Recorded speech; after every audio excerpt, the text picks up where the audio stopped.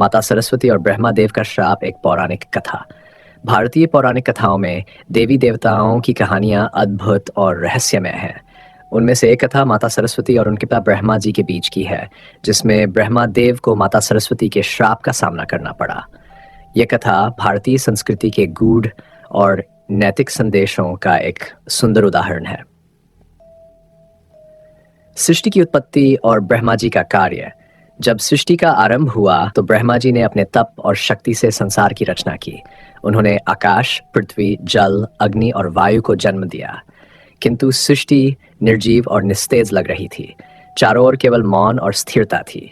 इसे सजीव बनाने के लिए उन्हें एक दिव्य शक्ति की आवश्यकता थी, जो सृष्टि में सौंदर्य, कला, संगीत और ज्ञान का संचार कर सके।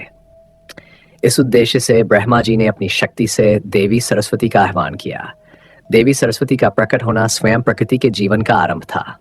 उन्होंने अपनी वीणा की मधुर ध्वनि से सृष्टि में संगीत और जीवन का संचार किया। उनकी वीणा से उत्पन्न स्वर से ही मनुष्य को वाणी, ज्ञान और बुद्धि प्राप्त हुई। ब्रह्मा जी का मोह और अनुचित इच्छा। माता सरस्वती की सौंदर्य और दिव्यता अद्वितीय थी। वह ज्ञान और कला की अधिष्ठात्री देवी थीं। जब ब्रह्मा जी ने अपनी ही सृजित शक्ति देवी सरस्वती को देखा तो वे उनके दिव्य सौंदर्य पर मुग्ध हो गए। यह मोह इस हद तक बढ़ गया कि ब्रह्मा जी ने यह अनुचित इच्छा पाल ली कि वे सरस्वती के साथ विवाह करना चाहते हैं। यह घटना प्रकृति और धर्म के विरुद्ध थी, क्योंकि सरस्वती ब्रह्मा जी की अपनी ही सृजना थी। माता सरस्वती ने इसे अनुचित और अधर्म समझते हुए ब्रह्मा जी को समझाने का प्रयास किया।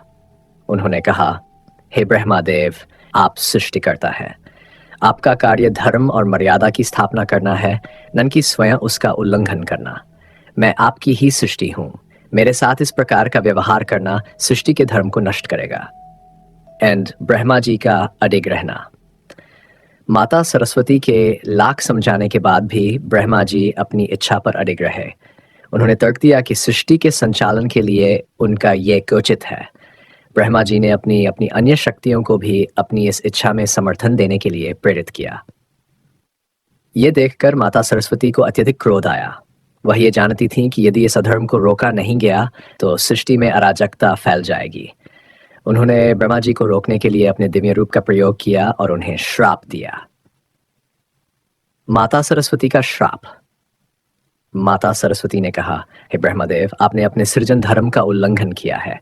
आप सृष्टि के रचयिता हैं, परंतु आपकी इस अनुचित इच्छा ने आपको अधर्म की ओर धकेल दिया है। इसलिए मैं आपको श्राप देती हूँ कि इस संसार में आपकी पूजा नहीं की जाए। में आपकी पूजा केवल विशेष अवसरों पर होगी। आपको अपने कर्मों का दंड भोगना होगा। ब्रह्मा की विनती और परिणाम। माता सरस्वती के इस श्राप से ब्रह्मादेव स्तब्ध रह गए। उन्होंने विनम्र होकर माता से क्षमा मांगी और कहा कि उनका उद्देश्य केवल सृष्टि की पूर्णता और संतुलन स्थापित करना था।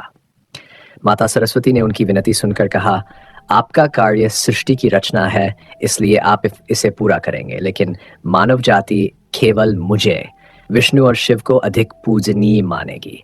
आपकी पूजा केवल ब्रह्मोत्सव या अन्य विशेष आयोजनों में की जाएगी।